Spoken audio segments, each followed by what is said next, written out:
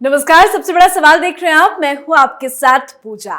आज का दिन हर राजनीतिक पार्टियों के लिए काफी अहम है। मौका शक्ति प्रदर्शन का है, मौका राजनीतिक संदेश देने का है, मौका हार और जीत का भी है, क्योंकि एक तरफ बेंगलुरु में आज मोदी विरोधियों की बड़ी बैठक होनी है, तो वहीं दूसरी तरफ आज दिल्ली में एनडीए की भी बड़ी बैठक है। विपक्ष बीजेपी के खिलाफ एकजुट होने के लिए दुश्मनों को भी गले लगाते हुए 26 दलों के समर्थन की बात कर रहा है, तो वहीं बीजेपी दावा कर रही है कि 38 राजनीतिक दल पीएम मोदी के साथ है। तो एक तरफ बेंगलुरु में विपक्षी जुटान, तो दूसरी तरफ दिल्ली में एनडीए का दम। कौन किस पर है भारी, इसी पे चर्चा करेंगे। बातचीत के लिए मेरे साथ स्टूडियो में मौजूद है कैपिटल टीवी के editor in chief doctor Manish Kumar. Doctor साहब, बहुत बहुत स्वागत है आपका। धन्यवाद। 26 के मुकाबले 38 नंबर तो ज्यादा होता है, लेकिन किसमें कितना है दम आज? देखिए, ये जो चुनाव होने वाला है 2024 और उसकी जो तैयारी चल रही है, प्राइमरी लड़ाई तो बीजेपी वर्सेस कांग्रेस पार्टी, कुछ राज्यों में जहां जहां कांग्रेस पार्टी है और जहां जहां रीजनल पार्टीज हैं, जैसे उत्तर प्रदेश, वहां समाजवादी पार्टी के साथ लड़ाई होगी। दिल्ली है, केजरीवाल से लड़ाई होगी बीजेपी की। असम है, कांग्रेस पार्टी से लड़ाई होगी बीजेपी की। बंगाल है, वहां ममता बनर्जी से लड़ाई होगी बीजेपी की। उड़ीसा है, वहां पटनायक साहब से लड़ाई होगी। ये लड़ाई तो फिक्स्ड है, ये व्यर्थ का एक्सरसाइज चल रहा है। दोनों ही साइड से इकट्ठा कर लिया है भीड़ सब लोगों ने। ऐसी ऐसी पार्टियां, लोग नाम नहीं जानते, दफ्तर नहीं है उनके पास, वेबसाइट नहीं है, छोड़िए ट्विटर हैंडल भी नहीं है, फ्री में बनता है, आदमी नहीं है, नेता कौन, चेहरा कौन, किसी को कुछ नहीं मालूम, बस इकट्ठा करो। कारण ये नैरेटिव की लड़ाई है। शुरू से ही हम लोग कैपिटल टीवी में बताते चले आ रहे हैं कि ये विपक्षी एकता नाम से जो एक सुगुफा छोड़ा गया है, एक रॉकेट, बिना किसी ईंधन वाला रॉकेट है, वो तो भत से गिरना ही है। लेकिन नैरेटिव क्रिएट करना है कि तमाम विपक्षी पार्टियां मोदी के खिलाफ एक हो गई। अब आपने जोड़ लिया कुनबा, तो अब क्या है, लोगों को यह भी समझ में आ रहा है कि ये सिर्फ एक डिबेट, एक नैरेटिव को क्रिएट करने के लिए। बंगाल में ममता बनर्जी की लड़ाई बीजेपी से होगी, कांग्रेस पार्टी क्या करेगी?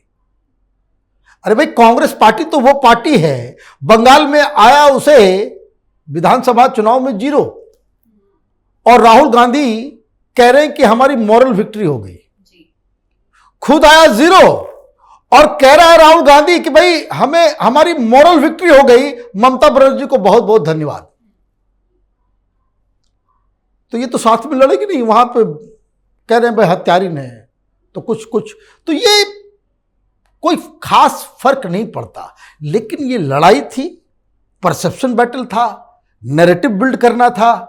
तो आपने देखा 24 से 19, 19 से 22, 22 से 24, फिर कह दिया 26 जी, कि 26 लोग आ रहे हैं, सारा कुनबा तैयार है। मैं तो बड़ा आश्चर्यचकित हूं कि आजकल के रिपोर्टर करते क्या हैं दलाली करने के अलावा। भाई, स्पोक्स पर्सन से कांग्रेस पार्टी वाले से पूछते कि भाई 24 के नाम बता दो, 26 के नाम बता दो, उसको भी नहीं मालूम होगा। लेकिन संख्या बढ़ाना है, हेडलाइंस में, अखबार में आज छप रहा है, हर जगह देखिए 26।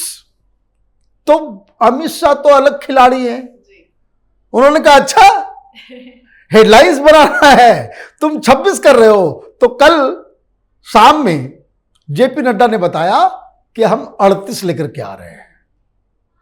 तो अब हो गया डिबेट 26 वर्सेस 38, 26 वर्सेस 38। अब नैरेटिव फेल तो सब कुछ फेल हो गया। आप एक नैरेटिव क्रिएट करना चाह रहे थे, उस नैरेटिव को ही ध्वस्त कर दिया गया। 24 पार्टियों की लिस्ट हमारे सामने है, बड़ी बड़ी पार्टियां हैं इसमें, और नए नए जगहों पे जहां बीजेपी नहीं है। ये फर्क समझिए। ये जो बेंगलोर में लोग अभी मिल रहे हैं और जो दिल्ली में भी थोड़ी देर के बाद शुरू होने वाला है, इन दोनों में फर्क ये है कि भारतीय जनता पार्टी के साथ जो लोग आ रहे हैं उनका कन्फर्म अलायंस है कि ये मिलके लड़ेंगे, और ये भारतीय जनता पार्टी की ताकत को इनहैंस कर रहा है। बंगलोर में कौन लोग हैं? ये अनकन्फर्म्ड अलायंस है कि मिलके लड़ेंगे या नहीं लड़ेंगे। ये इस तरह के लोगों का जमावड़ा हो रहा है जो कांग्रेस पार्टी को नुकसान पहुंचाएंगे। ये तो अजीबोगरीब आपने एडिशन कर दिया। ये ठीक वैसा ही है कि भाई आप स्कूटर के पीछे जो है ना ट्रक को रस्सी से बांध के खींचने की कोशिश कर रहे हो। स्कूटर चलेगी आपकी? नहीं चलेगी। तो आपने भारी भरकम 26 लोगों को इकट्ठा तो कर लिया, लेकिन इसका इंपैक्ट ये हो रहा है कि कांग्रेस पार्टी को नुकसान होगा। क्यों? वो कह रहे हैं कि अच्छा हमारे साथ अलायंस करोगे, तो ममता कहती कि एक काम करो, बंगाल हमारे हवाले छोड़ दो, है ना, बंगाल हमारे हवाले छोड़ दो। नीतीश और तेजस्वी कह रहे हैं बिहार हमारे हवाले छोड़ दो। अखिलेश यादव कर रहे हैं यूपी हमारे लिए छोड़ दो। केजरीवाल कर रहे हैं दिल्ली और पंजाब हमारे लिए छोड़ दो। तो सब जगह सब छोड़ ही देगा तो कांग्रेस पार्टी क्या करेगी? और चुनाव के बाद ये नीतीश कुमार फिर से चले जाएं बीजेपी में तो क्या होगा? भाई चुनाव के बाद भी तो ये फ्री है। या अलायंस ऐसा कर लो, अगर आपके पास ईमानदारी है, डिटर्मिनेशन है, तो आप ये कहो कि इस चुनाव के लिए एक सिंबल तय कर लो कि इसी सिंबल पे सारे विपक्ष की पार्टी के लोग जो है लड़ेंगे। सब अपना अपना पार्टी जो है हम डिसॉल्व कर रहे हैं इस इलेक्शन भर के लिए। करेगा कोई?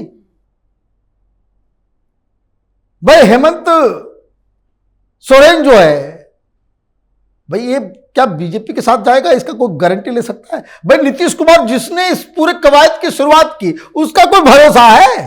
क्या पता वही पलटी मार ले। अब देखिए क्या करेंगे। तो ये लड़ाई चल रही थी, तो 24 तो पहले से इकट्ठा करके रखे हुए थे। तो कांग्रेस पार्टी ने कहा कि भाई 2 और बढ़ाओ, 26। तो 26 का आंकड़ा जैसे मालूम चला कि भाई 26 से लोग पहुंचने वाले, बोला एक काम कर लो, ऐसा करते हैं कि लास्ट डे जब ये हेडलाइंस ही लेना है तो लास्ट डे हम लोग 38 का नाम घोषणा कर देंगे। और उससे पहले क्या क्या हो गया?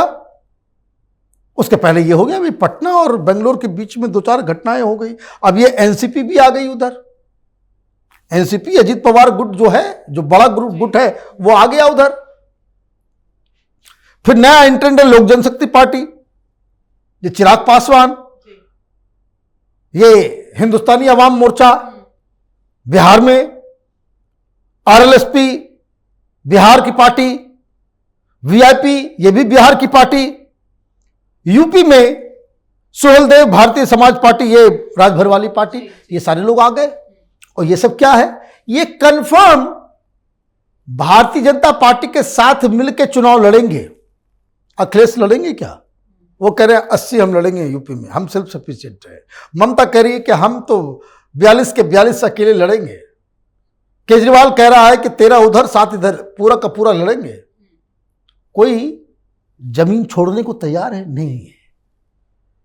तो ये शुरू से ही ये तमाम पॉलिटिकल पंडित, ये टेलीविजन पर लंबी लंबी बातें करने वाले, लोगों को गुमराह करने वाले जो बड़े बड़े एडिटर हैं, उन गलती कर दी या जानबूझ के वो नैरेटिव पैडल कर रहे थे।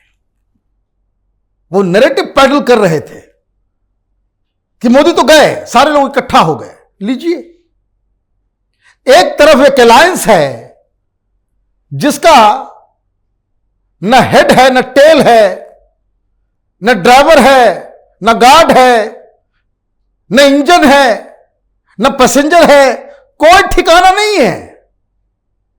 और दूसरी तरफ संख्या बल में भी आगे इन्होंने कर दिया और एक साथ चुनाव लड़ने के संकल्प से आए हुए लोग हैं। तो ये क्या कहते हैं उसको